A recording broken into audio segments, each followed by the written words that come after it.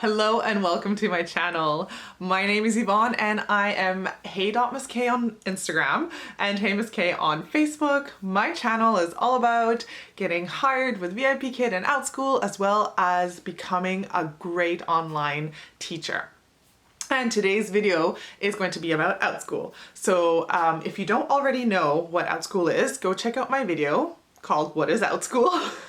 As well as my other Outschool videos to help you get started with Outschool and help you get hired. Okay, so for Outschool, you create your own lessons and then you need to get them listed, and you want parents to book your class. And today is all about how to optimize your listing so that you get found and parents click on your lesson and book it with you. So I'm going to give you some strategies and some tips and just some things to think about when you start listing your classes. And don't forget to hit subscribe if you want to see more videos on teaching online, teaching on different platforms, and just tips and tricks to get you hired and get you booked. Okay, so let's go. So you have an idea for a lesson, you're ready to write it out. If you don't know where to start or if you don't know how to create lessons, go check out my video on how to plan a lesson plan for an Outschool class or other classes.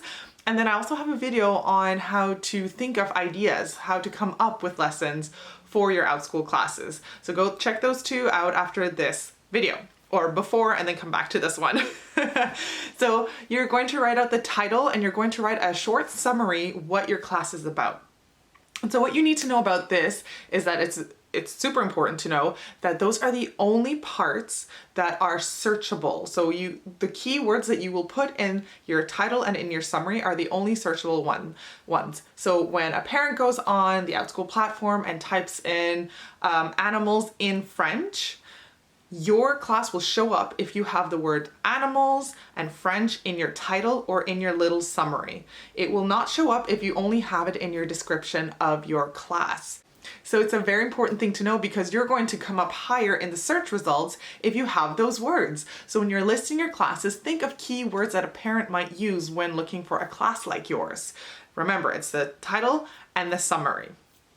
The next thing that will help you stand out from other teachers and other classes is your thumbnail for your class. Put some time and effort into this thumbnail.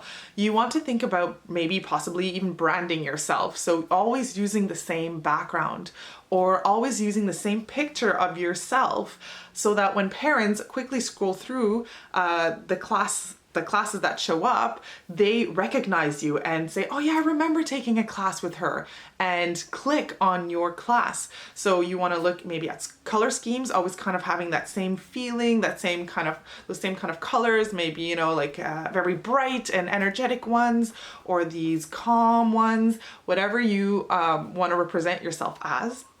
And like I mentioned, maybe even having the same background in your thumbnail every time. So again, it's an easy visual for parents to see like, oh yes, that background, that's that teacher, I like her, and click on your class. Again, you can also use a picture of yourself, and it's actually recommended that you do because you are your brand, right? You are your own boss and you want to sell your classes. So when they see you, they put a link between your face and your good, well thought out classes, and hopefully click on your class. The next thing you want to think about when you are listing your class is your age range.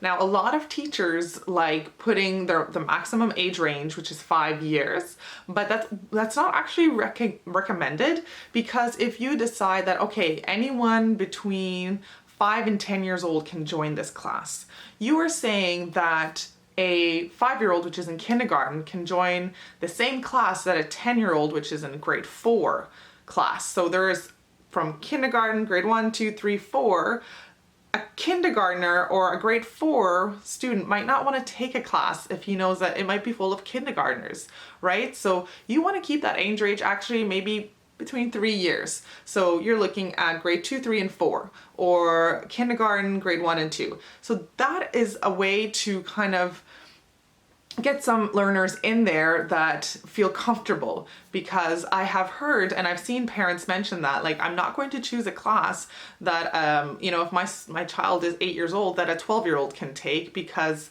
well, maybe 12, but maybe not 13, right? Because now they are high schoolers and they might react differently or say different things that your 8-year-old isn't ready for, and vice versa. Your high schooler does not want to take classes with the very young ones that are going to grade 2. So just keep that in mind when you're listing your classes. All right, another thing to keep in mind is your materials. When you're going to tell the parents to either print off a page, a worksheet, or they need to get materials, the more materials that a parent needs, the less likely they will choose your class, because they might not have it all. Unless, I mean, if it's a baking class, well then obviously. But if it's a math class or a just, you know, any academic class, maybe an English class, an English lesson, and you're telling them they need to get all of these things in order to take your class, and they might say, you know what, I don't want to go out and get all that stuff, or I don't have it, I'm gonna have to order it online, by the time it gets here your class is over, or whatever, you know. So keep that in mind when you're asking parents to or your students to bring materials to class. Make sure it's things that is available to most people. And then also, I really highly recommend giving them options. Now, a lot of my classes, I will provide a worksheet, but I always say it's optional. Like, if they don't have the worksheet, if they can't print it out because they don't have a printer, they're out of ink, I just say, use a blank sheet and follow along if you want to, like, draw it out if you want to. Or you can also use a whiteboard and then just erase it, because I know some parents, they're tired of printing off sheets after sheets, and it's only good for one class and then it goes in the recycling or in the garbage. So keep that in mind. Offer different options to your parents so that you are targeting a wider audience. A parent might see, oh, okay, perfect. They don't need the worksheet to be able to participate in this lesson. Great, because we don't have a printer anyways, so I can still sign up my child. So just keep that in mind when you are creating those lessons. Okay, now adding a theme to your classes is also really helpful, because especially the younger kids, they love themes. They love dinosaurs, they love pirates, they love unicorns, they love themes. So a parent might see a theme and say, oh, my kid would love this. They love dinosaurs. And at the same time, they're going to learn how to add. Excellent. So it's a good way to get more parents to click on your lesson and enroll their child if you have a theme going along with what you're teaching. So if you started out thinking, I want to teach math, I really like teaching math, or I like teaching a language, like I teach French, and you want to teach kids how to count to 10. A great way would be to actually incorporate a theme like pirates and count coins instead of just counting numbers and seeing numbers on a screen. So you might get more parents enrolling their child because they actually like pirates, or they think this will be fun. They're counting coins, they're looking for a treasure, they're going to be adding them. So that's a way to get more, traction for your class. Okay, the next one is to think about your learners. So when you're advertising your class, you can mention this in your class description, what kind of learners you're targeting. So there are seven types of learners. We have the verbal learner that needs to speak and communicate in order to learn and you know, maybe be clearer with their thinking and thoughts. So there needs to be a lot of conversation. Or you might have your visual learner that needs to see to understand. You have your auditory learner that needs to hear in order to learn. And those, I mean, they're lucky because usually they hear it once and they remember it. They don't need to see it to understand it. So you have those three. And then you also have your kinesthetic learner. That is your mover, the one that needs to do something with their hands as they're learning, or to be moving their whole body to learn.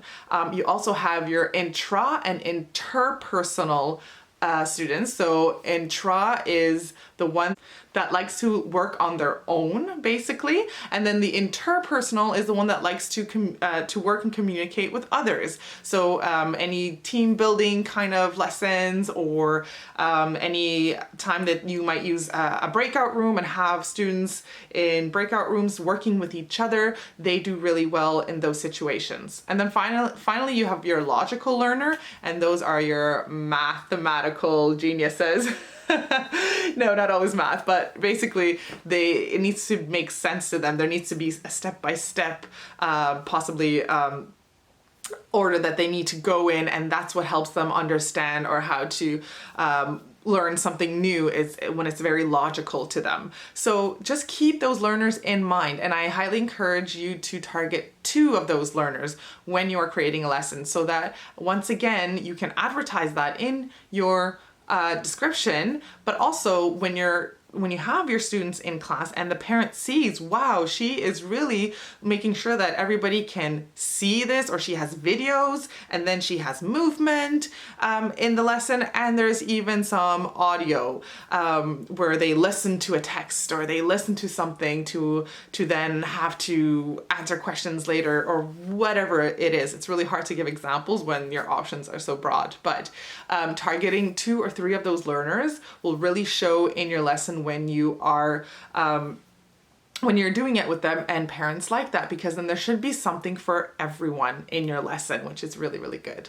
Okay, we are nearing the end with 2 more tips, or 2 more things that you need to think about or do that you can do. One of them is actually checking the timetable that Outschool offers.